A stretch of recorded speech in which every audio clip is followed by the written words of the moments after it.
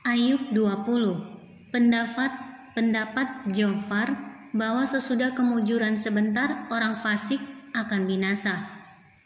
Maka Zofar orang Naama menjawab, oleh sebab itulah pikiran-pikiranku mendorong aku menjawab, karena hatiku tidak sabar lagi. Kudengar teguran yang menghina aku, tetapi yang menjawab aku ialah akal budi yang tidak berpengertian.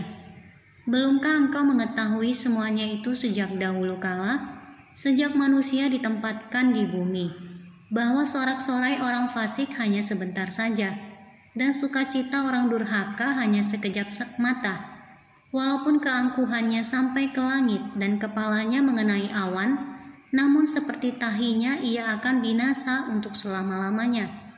Siapa yang pernah melihatnya bertanya di mana dia? Bagaikan impian ia melayang hilang tak berbekas, lenyap bagaikan penglihatan waktu malam. Ia tidak lagi tampak pada mata yang melihatnya, dan tempat kediamannya tidak melihatnya lagi. Anak-anaknya harus mencari belas kasihan orang miskin, dan tangannya sendiri harus mengembalikan kekayaannya. Tulang-tulangnya boleh penuh tenaga orang muda, tetapi tenaga itu pun akan membaringkan diri bersama dia dalam debu.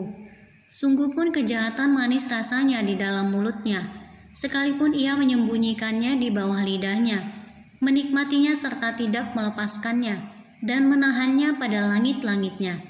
Namun berubah juga makanannya di dalam perutnya, menjadi bisa ular tedung di dalamnya. Harta benda ditelannya tetapi dimuntahkannya lagi. Allah yang mengeluarkannya dari dalam perutnya, bisa ular tedung akan diisapnya. Ia akan dibunuh oleh lidah ular.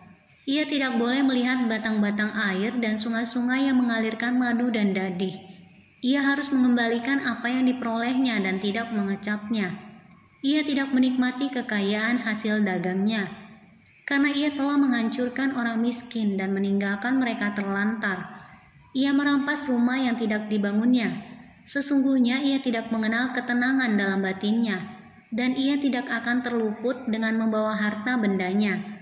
Suatu pun tidak luput daripada lahapnya. Itulah sebabnya kemujurannya tidak kekal. Dalam kemewahannya yang berlimpah-limpah ia penuh khawatir. Ia ditimpa kesusahan dengan sangat dahsyatnya. Untuk mengisi perutnya Allah melepaskan ke atasnya murkanya yang menyala-nyala dan menghujankan itu kepadanya sebagai makanannya. Ia dapat meluputkan diri terhadap senjata besi, namun panah tembaga menembus dia. Anak panah itu tercabut dan keluar dari punggungnya. Mata panah yang berkilat itu keluar dari empedunya. Ia menjadi ngeri. Kegelapan semata-mata tersedia bagi dia.